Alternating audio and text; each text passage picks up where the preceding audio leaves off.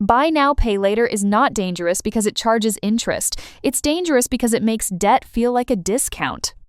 That little button at checkout, 4 easy payments of $45, can quietly change the way your brain sees money. A $180 purchase no longer feels like $180. It feels like $45. And once your brain accepts that trick, almost everything starts to feel affordable. That's the part most people miss. Buy now, pay later doesn't just split payments, it splits your sense of consequence. You get the product today, the dopamine today, the feeling of treating yourself today, but the financial reality gets mailed to a future version of you who may already be dealing with rent, groceries, subscriptions, credit card payments, and a paycheck that somehow feels smaller every month. Picture this. A woman named Emily is lying in bed at 11 p.m., scrolling on her phone after a long day. She isn't trying to make a financial decision. She's tired. She's bored. Maybe she had a rough week. Then she sees a pair of boots she's been wanting. They're $180.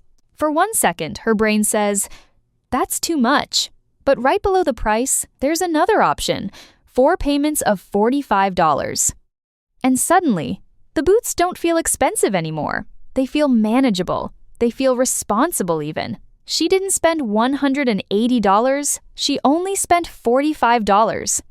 Except, of course, she did spend $180. She just didn't have to emotionally experience the full price at the moment she made the decision. That is the magic trick of buy now, pay later. It doesn't make things cheaper. It makes the pain arrive later. And that's why this payment method is more dangerous than it looks. Not because every person who uses it is making a terrible decision. Not because BNPL is always bad. Sometimes it can be useful. If your washing machine breaks, you have stable income, and the payments clearly fit into your budget. Splitting the cost may be better than carrying a high-interest credit card balance. But the problem is that BNPL is rarely presented as debt. It is presented as convenience, as flexibility, as a harmless little helper sitting next to the checkout button. But if you receive something now and agree to pay for it later, that is debt. It may be short-term debt. It may be interest-free debt. It may be perfectly manageable debt, but it is still debt. The reason BNPL works so well is psychological. There's a concept in behavioral economics called the pain of paying. When you hand over money, your brain feels a small sense of loss. That feeling is uncomfortable, but it is useful. It forces you to stop and think, do I really want this? Can I actually afford this? Is this purchase worth it? Buy now, pay later softens that pain.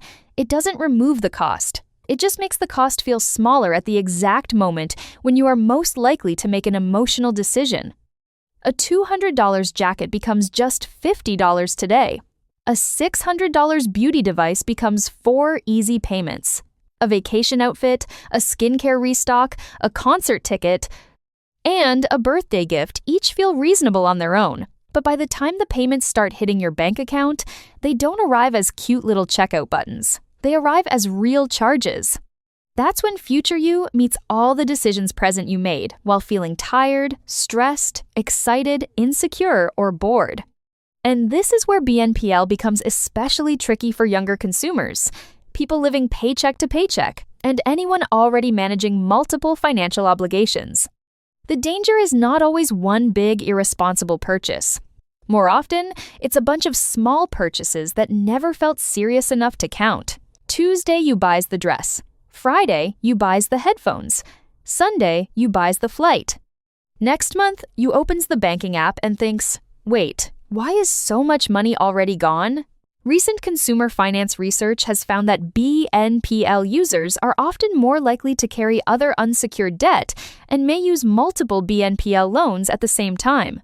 That doesn't mean BNPL causes every financial problem, but it does suggest something important.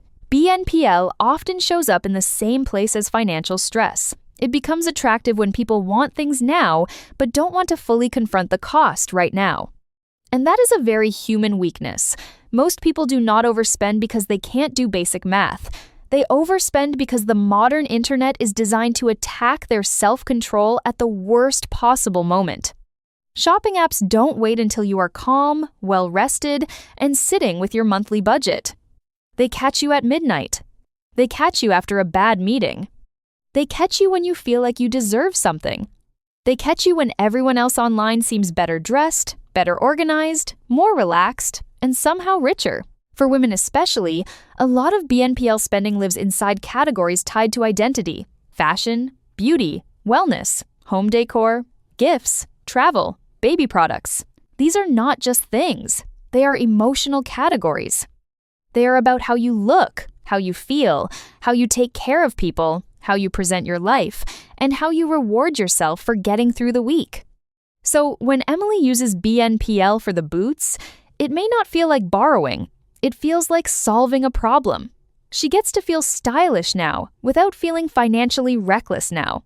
The payment plan gives her permission. That permission is powerful.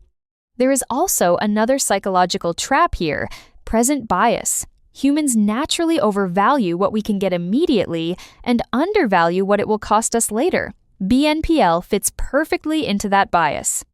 The reward is instant. The cost is delayed. The emotional part of your brain gets the product today, while the responsible part of your brain gets the bill later. And because the payments are often automatic, the future cost can feel strangely passive. You don't sit down and choose to pay again. The app just takes the money, which means the real moment of reflection often happens after the decision has already been made. This is why interest-free can be emotionally misleading, even when it is technically true. Interest-free does not mean consequence-free. You can still overdraft. You can still miss a payment. You can still stack too many small obligations. You can still use BNPL to avoid admitting that your lifestyle and your cash flow are not currently on speaking terms. And that last part is uncomfortable because BNPL often sells the feeling of control. But if you need multiple payment plans to get through ordinary, non-essential spending, that may not be control. That may be your budget quietly waving a red flag. Another issue is visibility. A lot of BNPL debt has historically been harder to track in traditional credit reports. Some companies have moved toward reporting certain loans, while others have been more cautious. That sounds technical, but it matters. If lenders, credit bureaus, and even consumers don't have a clear picture of all these small payment plans, then risk can hide in plain sight. It's like saying you're watching what you eat, but not counting snacks.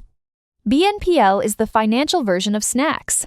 Each one feels too small to matter, but repeated small decisions can become a pattern before you ever call it a problem. And the industry knows exactly why this works. Buy now, pay later is not just a payment method, it is a sales tool. Retailers offer it because it can make customers more likely to finish the purchase. That abandoned cart? BNPL whispers, "Don't leave. You don't have to pay the full price today." It changes the emotional meaning of the price. That's why the checkout screen is not neutral. It is not your friend. It does not know your rent is going up. It does not know your car insurance renewed this month. It does not know your friend's wedding is coming, or your hours got cut, or your credit card balance is already higher than you want to admit. The checkout screen has one job: make the purchase feel easy enough that you say yes. So the real question is not, is buy now, pay later always bad? The better question is, what is this feature doing to my decision-making? Before using it, ask yourself 3 things. First, would I still buy this if the only price shown was the full price? Second, am I using installments because this fits my budget or because I don't want to look at my budget? Third, how many other future payments have I already promised to make? That third question is the most important, because BNPL becomes dangerous not when you use it once, but when your future paycheck is already spoken for by purchases you barely remember making. The danger isn't one $45 payment. The danger is building a life where everything is only $45. There's also a quiet identity problem. Many people don't think of themselves as being in debt when they use BNPL. Debt sounds serious. Debt sounds like mortgages, student loans, credit cards, medical bills. BNPL feels too casual to count. It has friendly branding. It has pastel colors. It feels like a shopping feature, not a financial product. But calling it what it is gives you power. If it's debt, you can track it. If it's debt, you can limit it. If it's debt, you can decide whether the future obligation is actually worth the present reward. A good personal rule is this: Never use buy now, pay later to make an impulse purchase feel affordable. If you already planned the purchase, already checked your budget, and already know the payment dates, that is one thing. But if the payment plan is the reason you suddenly feel comfortable buying it, that is the warning sign. Another useful rule: don't use BNPL late at night. Seriously, your midnight shopping brain is not your CFO. It is tired, emotional, and extremely vulnerable to boots, skincare, home organization products, and anything described as limited time.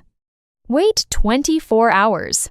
If you still want the item, look at the full price, not the installment price.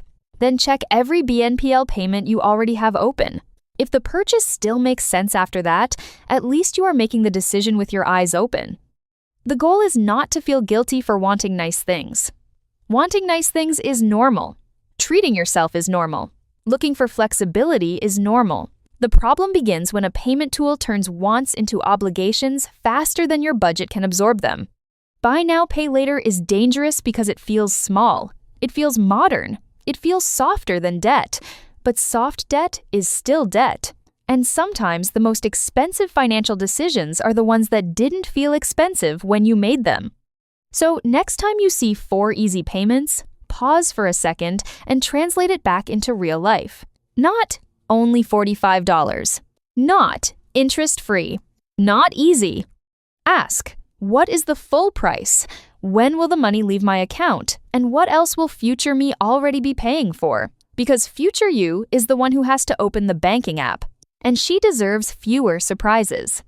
This video is for educational and entertainment purposes only and does not constitute financial or investment advice.